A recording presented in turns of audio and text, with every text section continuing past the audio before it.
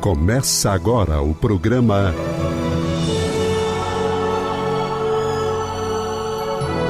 O Livro dos Espíritos em Nossa Vida.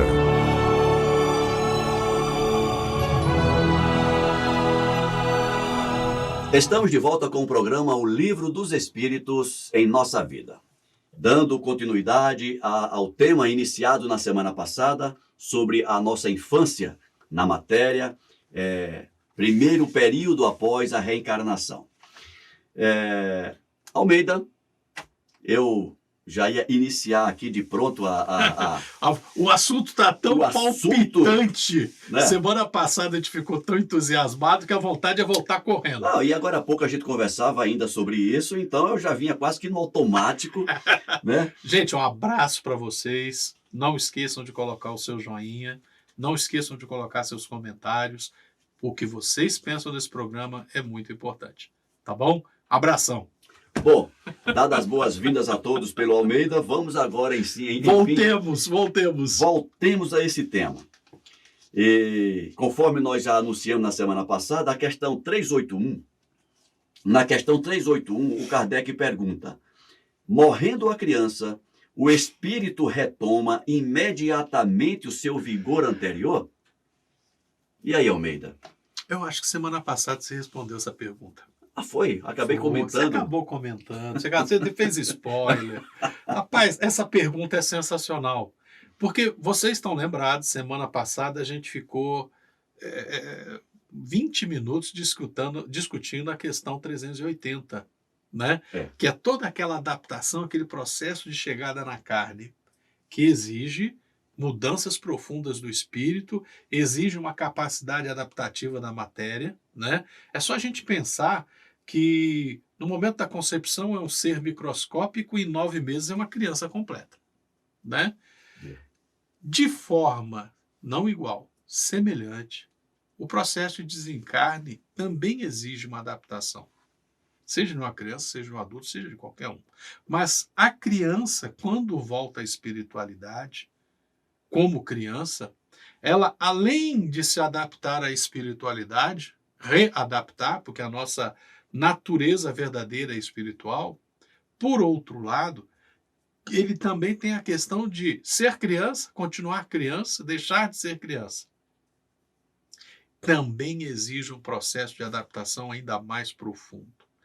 Claro que, dependendo da situação, essa criança nem voltará a ser adulto. Ela continua, ela volta a encarnar rapidamente, dependendo do que aconteceu. Sei lá, estourou uma bomba, um ato terrorista numa escola, morreu um monte de criança. Parte daquelas crianças vão acabar voltando rapidamente à matéria. Né? Agora, essas que voltaram para a espiritualidade e vão permanecer algum tempo, elas têm que retornar à sua natureza verdadeira, num processo de adaptação não tão lento quanto o da encarnação, mas vai ser uma perturbação, para usar a mesma palavra, vai ser um processo de perturbação em que aquele espírito, agora desencarnado, vai aos poucos readquirindo, com uma velocidade muito maior do que se estivesse na carne, a sua condição natural de espírito adulto. É verdade, Almeida.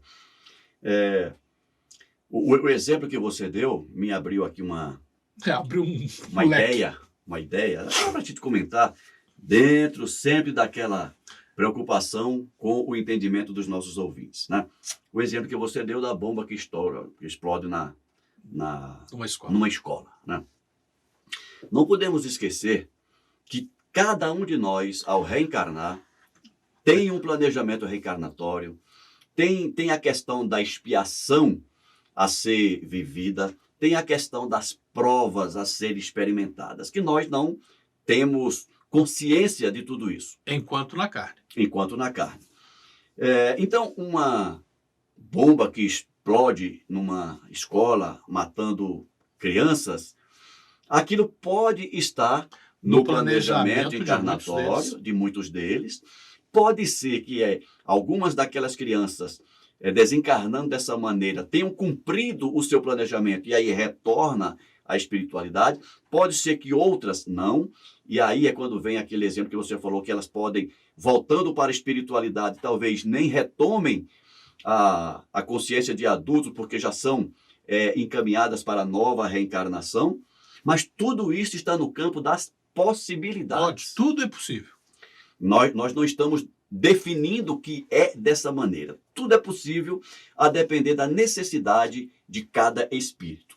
Mas voltando para a questão propriamente dita, e nós, se não me engano, já comentamos isso em outros programas, assim como nós precisamos de um período de adaptação para reencarnar, precisamos de um período de adaptação para voltar à erraticidade.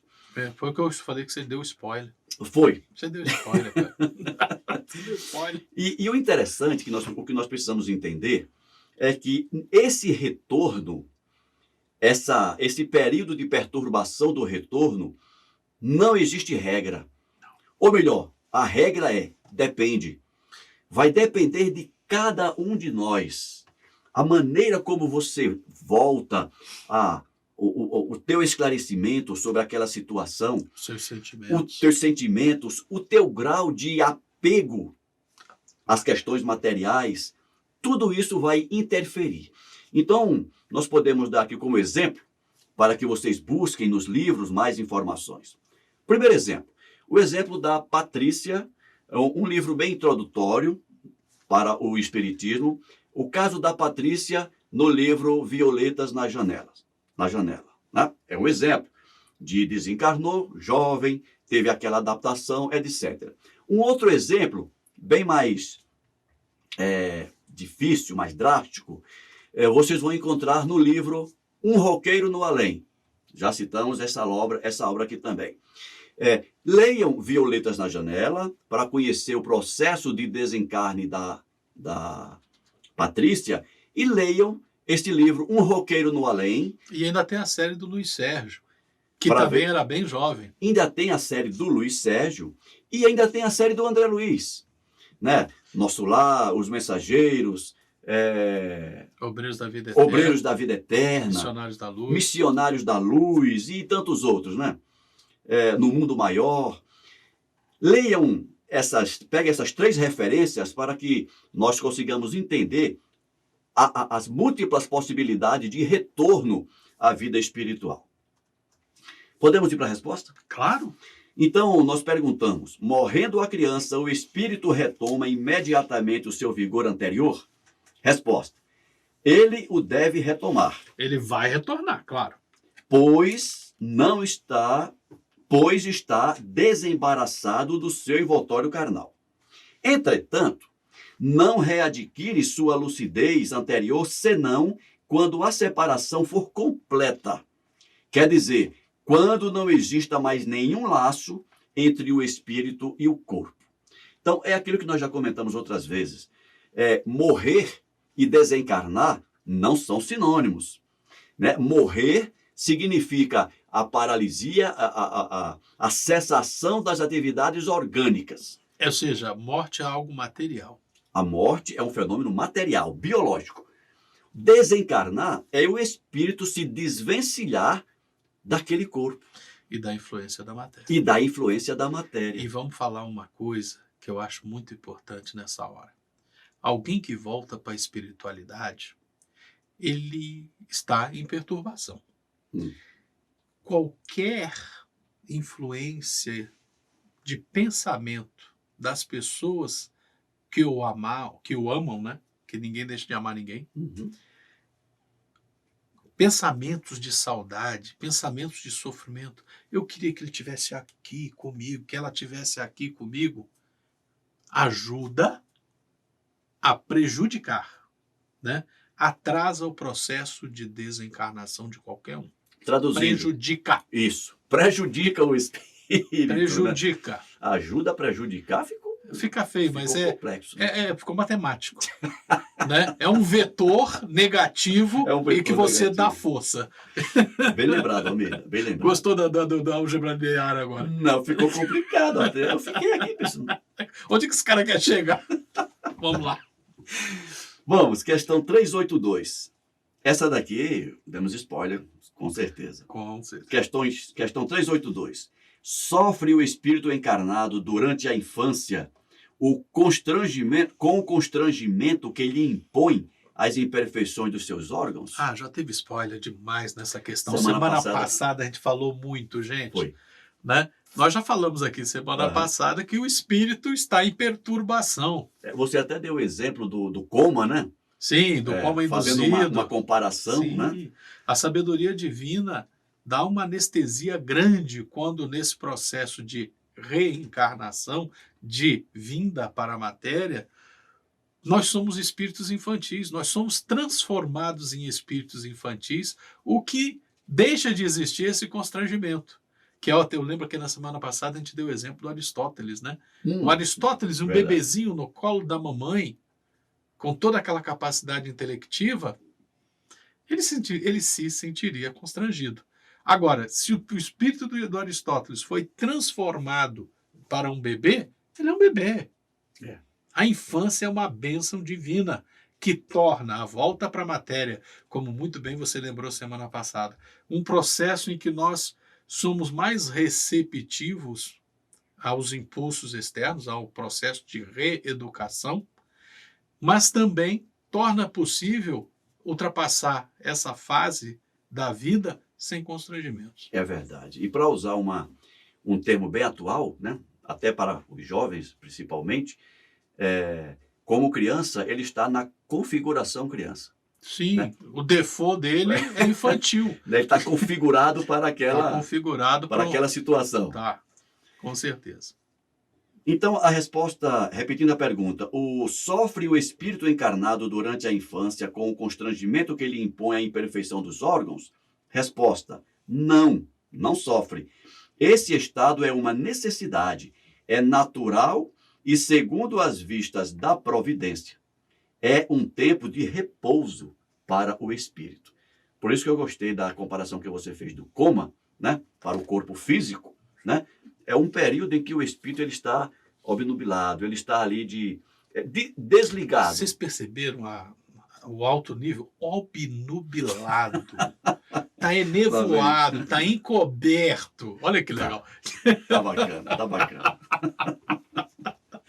Tá certo. Acho que você me deixou vermelho agora, hein? É ruim. Não tem jeito. Não tem jeito, não. Questão 383.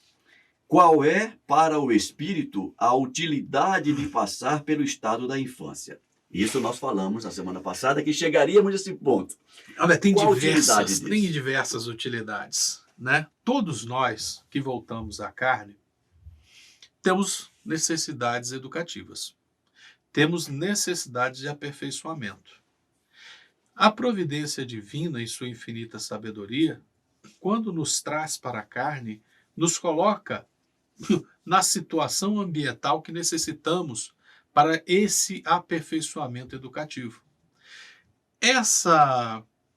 Vou usar a sua palavra, obnubilação, né? Esse estado de encobrimento das capacidades, torna possível que essas influências ambientais sejam percebidas e aceitas com maior facilidade. Essa é uma necessidade. Essa é uma utilidade. Outra utilidade do período infantil é justamente tornar possível a volta à matéria. Né? Por quê? Porque você volta lá no espírito. A gente já falou em programas bem antigos, podem procurar, que o espírito tem muito mais capacidade do que nós na matéria. Então é uma adaptação ao estado encarnado. É outra utilidade. Né? Esse período infantil, você não tinha corpo e volta a ter corpo. E esse corpo também é configurado para as suas necessidades. Então, você tem que se adaptar.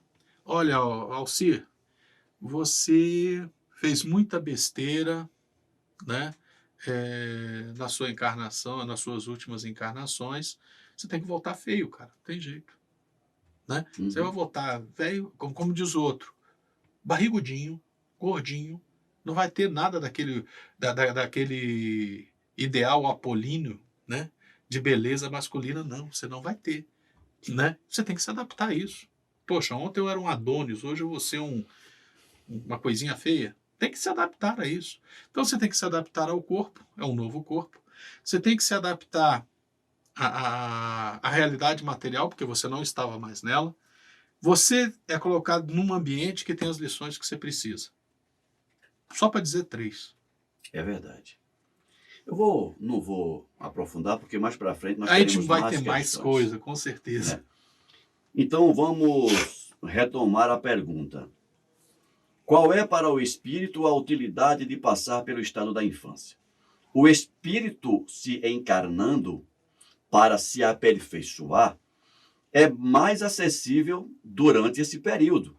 E por isso que em outros programas, Amélia, nós chamamos a atenção de pais, né? É a fase mais importante. Aproveitar a fase da infância para inculcar na criança valores, informações. É ali quando ela está receptiva para aquilo. E corrigir determinadas coisinhas. Tendências. Né? Todos nós trazemos tendências inatas. Nem todas são boas. Pois é. Então, crianças que são mal criadas, por exemplo, né? Que são rebeldes demais. É o momento dos pais, né? Não. Exemplificar em disciplina. Exato. E quando a gente fala exemplificar disciplina, crianças não aprendem só com o que elas ouvem na hora do sermão. Elas aprendem muito mais com o que elas veem, convivem da sua vida no dia a dia. Se você é uma pessoa disciplinada, seu filho vai ser disciplinado. Se você cultiva ser cuidadoso com o seu corpo, ter uma higiene adequada, ter uma atividade física adequada, seu filho também vai ser. Se você lê, né? Você é uma pessoa que lê. É uma grande chance que os seus filhos sejam bons leitores também. Né? Eu não os conheço, nunca fui aprender, mas eles devem ser bons leitores. E você falou uma coisa interessante. É uma chance, não é uma consequência real e imediata. Não, é probabilidade. Porque às vezes os pais dão exemplos maravilhosos e o filho... Agora, imagina se ele tivesse exemplos ruins. Exatamente. Aí a gente tem que perceber. Tem uma frase essa frase é de um americano, ainda essa semana eu estava estudando sobre ele, mas não vem aqui à mente agora o nome dele. Mas ele diz o seguinte: o que você faz me fala tão alto que eu não consigo ouvir o que você diz. É perfeito. Então, e isso que você está, esse seu comentário, no caso dos pais, de exemplificar para os filhos, principalmente ali em tenra idade, pode fazer uma diferença enorme nas fases seguintes, principalmente na adulta. Uhum. Certa feita, eu estava no gabinete de dentista. Boca aberta ali. E, caramba, não é uma coisa agradável, né? Aí, simplesmente, eu costumo até induzir um sono na hora ali de boca aberta, né? Eu já mordi dedo de dentista. Eu durmo também na cadeira de dentista. Pois é. E estava um silêncio tão grande naquilo ali, e eu estava fazendo uma restauração grande e eu não conseguia ouvir a dentista. Aí na hora que eu pude falar, eu virei e falei: vem cá, a sua casa era uma casa muito silenciosa, você não tem muitos irmãos. Aí ela: realmente, eu só tenho um irmão que é muito mais velho do que eu. Eu falei: pois é que você se move com tanto silêncio, a sua casa tinha que ser silenciosa. Né? A gente leva isso para a vida. Né? Verdade. Se a criança é criada num ambiente, não estou criticando, não é nada disso, é hábito. Tem pessoas que falam alto, há pessoas que falam baixo. Como eu fui criado num ambiente com muita criança, eu falo alto. Eu também falo alto. Então é aquela coisa, não é uma crítica. É apenas uma constatação. Se você ouve uma criança que fala muito alto e grita o tempo todo, não é porque aquela criança é mal educada. Ela vive num ambiente em que todo mundo fala alto, todo mundo grita. Tá? A gente tem que ter essas percepções. Né? Naturalmente, ela vai seguir o mesmo padrão de comportamento. Ela se adapta ao ambiente em que ela se encontra. É verdade. Retomando a resposta. Isso. O espírito se encarnando para se aperfeiçoar é mais acessível durante esse período. As impressões que recebe e que podem ajudar o seu adiantamento para o qual devem contribuir aqueles que estão encarregados de sua educação. Papai, mamãe.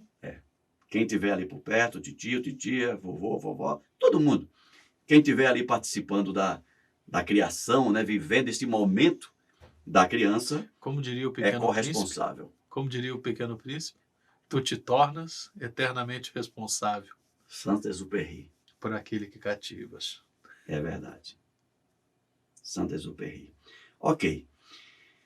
Questão 384. Por que as primeiras crises da criança são de choro? Quais são as expressões? Para aqueles que ainda não criaram, que não tiveram a oportunidade de criar filho. Né? A criança, quando nasce, come, bebe, dorme, cocô e pipi. Né? Número 1 e número 2, número 2 e número 1. A primeira, como é que ele se comunica com o exterior? Se uma dessas necessidades não é atendida. Ele não tem expressão, ele não sabe falar, gente. Ele não sabe escrever para deixar uma nota. Mamãe, estou com fome. Ele não sabe usar o celular para mandar um zap. Papai, estou com saudade. Se bem que daqui a pouco vai saber, né? Porque as crianças... Mas ainda no ano de 2020 ainda não. É verdade. Então, a expressão dele é o choro. Quando ele quer atenção, é o choro. Né? É a única forma de comunicação que ele tem, né? É a única coisa que ele tem para dizer: estou bem, como diz o outro, não estou bem, estou com fome, estou com sede, estou cagado, estou mijado, estou desconfortável, estou com dor. Aí eu me lembro isso é uma coisa muito comum, né? Criança que chora, né? E você não sabe o que é. Né? Você olha, não, tá com a barriguinha cheia, tá limpinho, não tá com sede, já dei água, não quer, deu comida, não quer. Vê o checklist, né? Faz o checklist geral, né? Não quer comer, não quer beber e a fralda tá limpa e seca. Você começa a fazer um carinhozinho. Aí tu faz um carinhozinho, ele grita. Tá com dor de ouvido, né? Você deve ter feito isso. O meu filho, por exemplo, começava a fazer assim. Aí tu pensa, tá chorando? Não, tá sentindo dor no ouvido. Ele está tentando se livrar de alguma coisa que está incomodando aqui dentro. Choro é expressão. E a gente tem que ter essa percepção. Tem as cólicas, né, rapaz? A cólica é tranquilo, porque ele sempre contrai a barriguinha, né? Aí tu aprende que a barriguinha tá durinha. Aí tu traz aqui, vamos lá. Muita coisa. A gente está dando spoiler para os futuros pais. E principalmente futuros pais. Mamãe já instintivamente já aprende isso. Pai é que é complicado. A gente não veio com essa configuração. Almeida, então vamos para a resposta. Por que as primeiras crises da criança são de choro? E a resposta? Para excitar o interesse da mãe e provocar as atenções que lhes são necessárias. É o meio de comunicação que ele tem. Quero colinho. Quero conversar.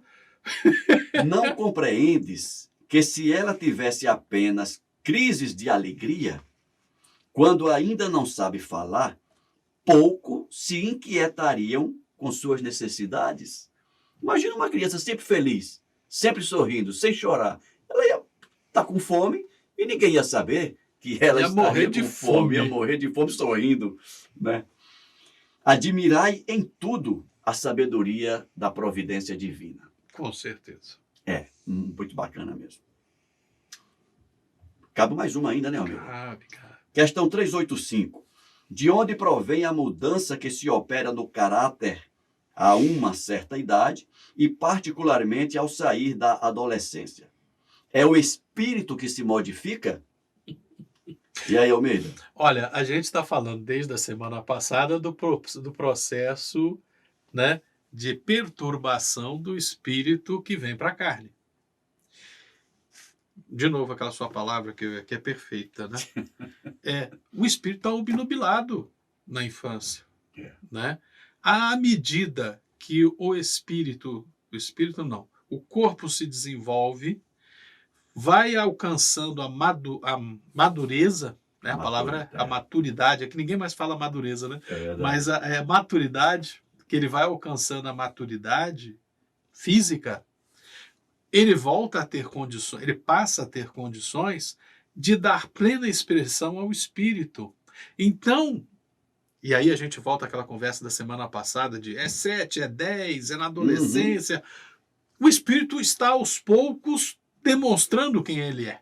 Vai chegar o momento que ele começa a perceber que o instrumento está disponível e ele vai desabrochando para mostrar a sua realidade. Sim, o espírito que se constrangeu, que diminuiu suas capacidades para poder voltar à matéria, ele também volta, né, a se manifestar em sua plenitude.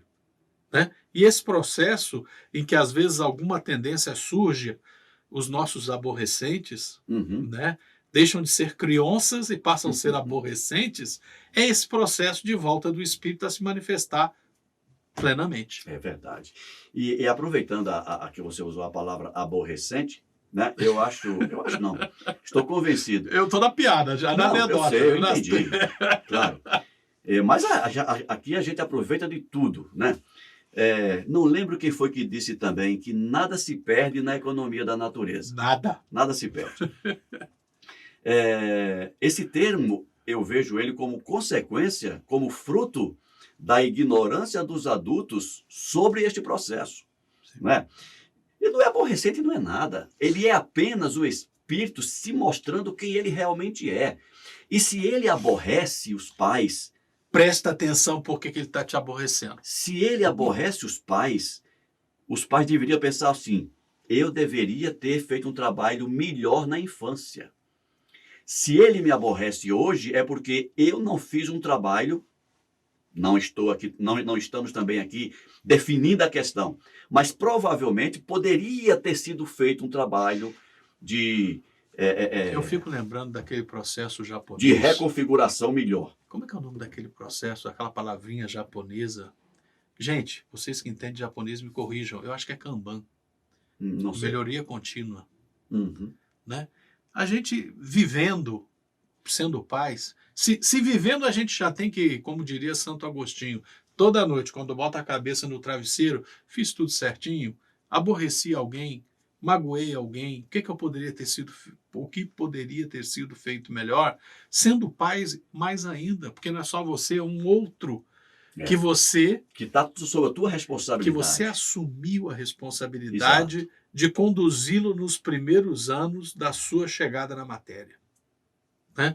Então, sempre que você percebê-lo como criança ou como aborrecente, avalie o que eu tenho a aprender nessa situação.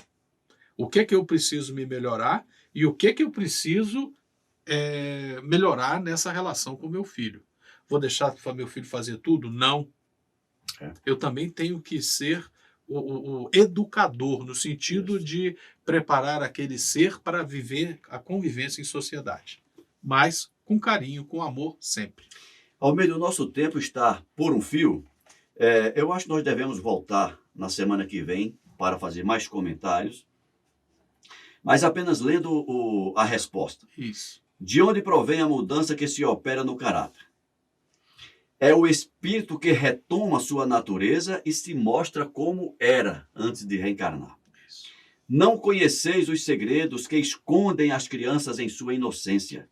Não sabeis o que são, o que foram e o que serão, e todavia as amais, as quereis bem, como se fosse uma parte de vós mesmos. A tal ponto que o amor de uma mãe por seus filhos é considerado o maior amor que um ser pode ter por outro ser. De onde vem essa doce afeição, essa terna benevolência que mesmo os estranhos experimentam para com uma criança? Vós sabeis? Não. É isso que vou explicar-vos. A explicação fica para a semana que vem. Exato. Muito amor e um abraço para vocês. A explicação fica para a semana que vem, quando retornaremos à questão 385 com as explicações que a espiritualidade vai nos dar para essa mudança.